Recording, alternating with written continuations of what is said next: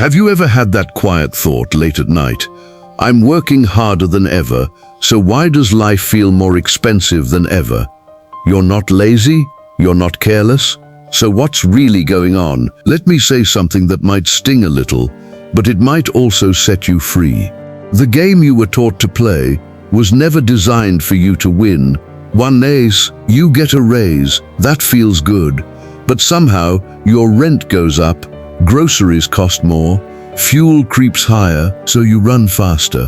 But your financial life still feels stuck. It's like being on a treadmill that quietly increases speed every year. You're sweating more, but you're not actually moving forward. Now here's the uncomfortable truth most people never hear. It's not just about how much you earn, it's about what your money is becoming. Hey, if you're into real down-to-earth money talks and mindset shifts that actually teach you something, go ahead and hit the like button, subscribe to the channel, and turn on the notification bell. Point 1. Money printing is a silent killer. Let me explain this simply. Imagine you cook a pot of soup.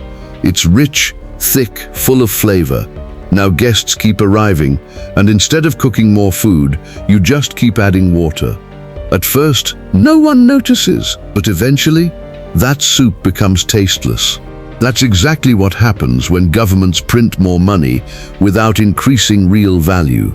Your money doesn't disappear, it just becomes diluted. Another way to think about it, you own 10 bottles of clean water.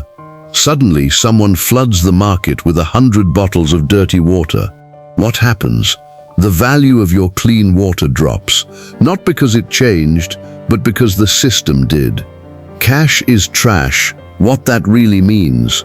When I say cash is trash, I'm not saying don't have money. I'm saying this: don't store your life's energy in something that's quietly losing value, because that's what money is. Your time, your effort, your energy stored. And if that storage is leaking, you're working today for less tomorrow. And let me ask you, if you worked 10 years to save money, and that money buys less every year, did you really save anything? Write your thoughts in the comments section and I'll follow you up. Point 2. The wealth divide. Different games, different rules. Now here's where things get interesting. The poor save money. The middle class earns money. But the rich, they convert money into assets. Why? Because when money weakens, assets strengthen. Real estate rises. Gold and silver rise. Businesses grows. Stocks expands over time. Not because they're magical, but because they are real, limited, and harder to manipulate. You can print currency, but you can't print land in Manhattan. You can't print gold out of thin air, and you definitely can't print time. It's the cycle that breaks nations. History doesn't whisper. It screams if you're willing to listen. Empires didn't collapse overnight. They followed a pattern. They got powerful, they overspent, they borrowed heavily, then they printed money to cover the gap. Sounds familiar? Here's the scary part. When money is printed recklessly, wealth doesn't vanish, it moves. From the uninformed to the informed. So while one group is saving currency, another group is quietly acquiring assets at scale. And years later, people look around and ask, how did they get so rich? Ockwine 3.3. A lesson most people learn too late. Imagine you spend years building something valuable, say a gold mine. You invest your time, your money, your energy. Then one day, someone with power steps in and says, "Thank you, we'll take it from here." Gone, just like that. No negotiation, no protection. Here's the lesson. Wealth is not just about what you own, it's about how well it's protected. If there's no rule of law, you don't own anything. You're just temporarily holding it.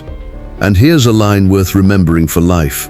The moment you pay a crook once, you've signed a lifetime contract. And this is the reason why gold and silver still matter. Look around the world today. Currencies are being stretched, debt is rising, confidence is shaking. So where do people run? Not to promises, to be certain.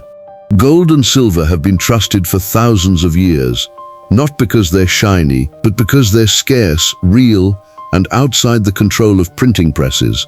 They don't depend on political decisions. They don't need approval. They simply just hold extreme value.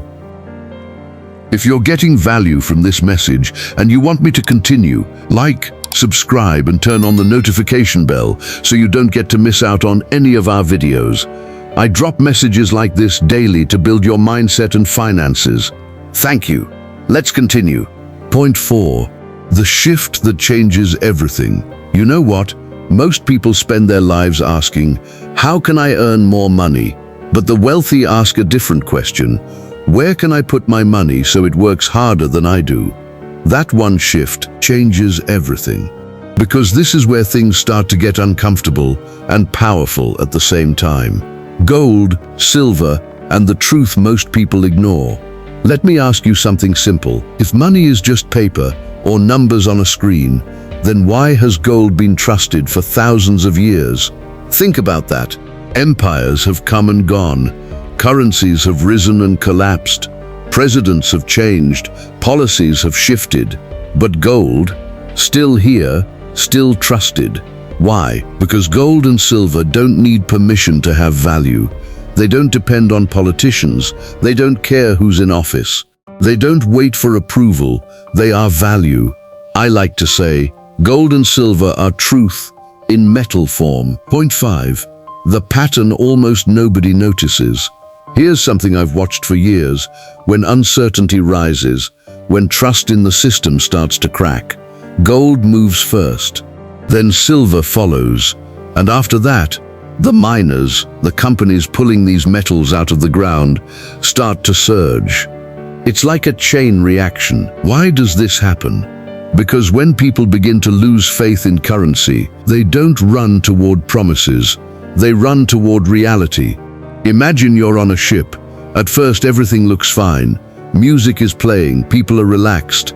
But then, you notice water slowly creeping in. Now here's the interesting part. Some people panic immediately. Some people deny it completely. And some people quietly start looking for lifeboats. Gold and silver? They're lifeboats. They don't fix the storm, but they give you a way out. And that's why for decades people laughed at this idea. They said, that's outdated, that's old thinking. But here we are again, watching debt rise, watching money being printed, watching purchasing power shrink. Same movie, different actors, but 1/6 the financial education you were never given. Now let's talk about something even more important, your education. You were told, go to school, get good grades, find a secure job, save money, buy a house, retire someday. Sounds safe, right? But let me ask you honestly, if that formula really worked, why are so many hardworking people still struggling financially? Although the system was designed this way, here's the harsh truth most people don't want to hear. Schools don't teach money. Not because they forgot, but because they were never designed to. The system was built to create employees, not owners. Workers, not investors. People who follow instructions, not people who question the system. Now think about this. If everyone truly understood how money works, how it's created, how it loses value, how wealth is built, would they still play the same game? Probably not. And that's why financial education is not common. Savers are losers. Let's clarify this.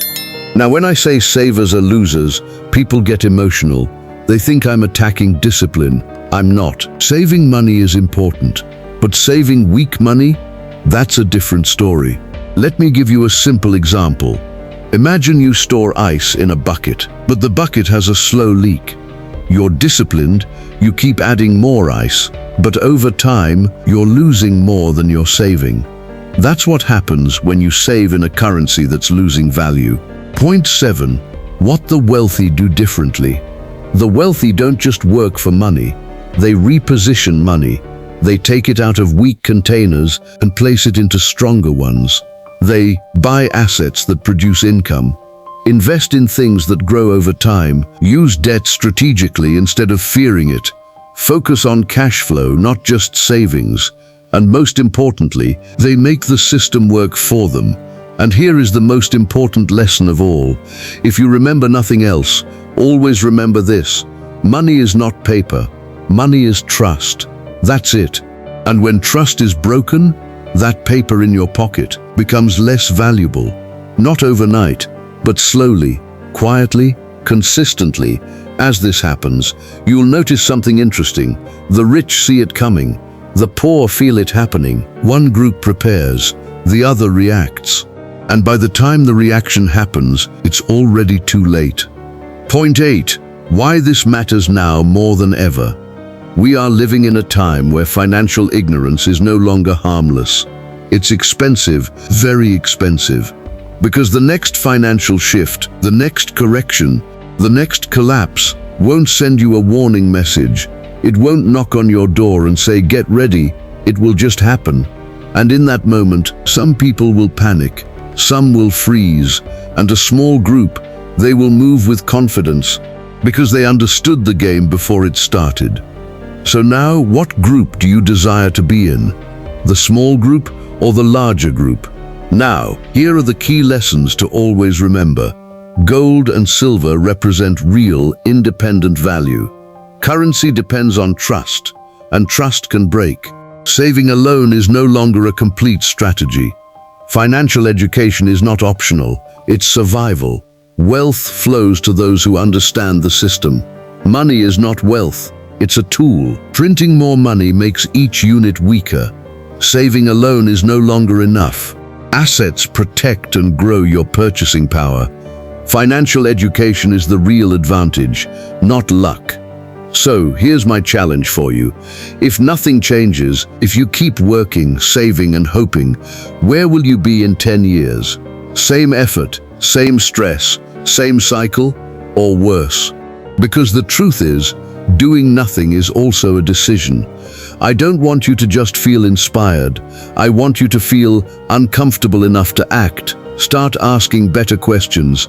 What assets do I own? What am I actually building?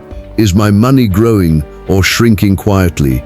And most importantly, am I playing the game or finally learning the rules? Because the moment you understand the rules, you stop chasing money and you start building wealth. And that's when your life changes forever. If you continue doing exactly what you've been doing, working harder, saving more, hoping things improve, where does that path lead? Now flip it. What happens if you take just a little time to truly understand money, to learn how assets work, to study how wealth is built? How different would your life look in 5 years? Because here's the truth. You don't need to be lucky. You don't need to be perfect, but you do need to be aware. So ask yourself one question. Am I building something that grows or holding on to something that shrinks? And once you answer that honestly, don't wait, don't hesitate. Make one move, just one, that your future self will thank you for. Because in the end, the biggest risk is not losing money. It's never learning how money really works. If this video brought you value or stirred something in you, give it a like. Subscribe and share it with someone who needs to hear this. Don't just watch and go away. Drop your thoughts in the comments section. I'd love to hear what stuck with you the most. I'll see you on the next one.